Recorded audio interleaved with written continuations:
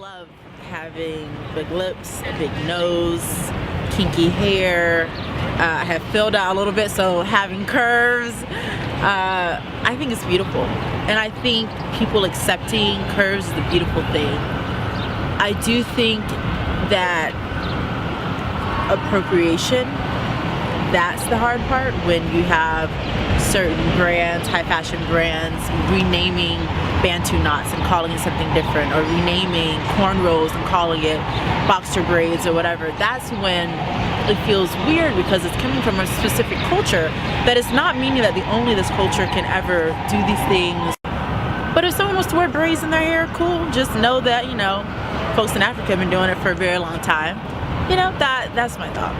I don't have an issue with someone wanting or loving a culture. I have many, you know, white friends that grew up with me, that, you know, went to the same church as I did, that really, really love the African American culture, but they also stand up for us.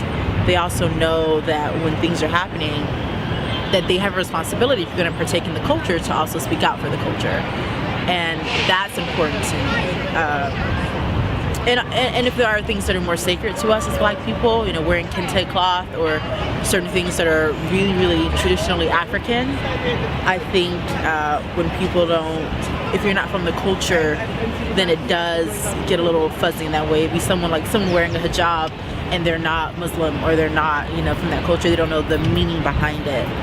That's where it also can get a little.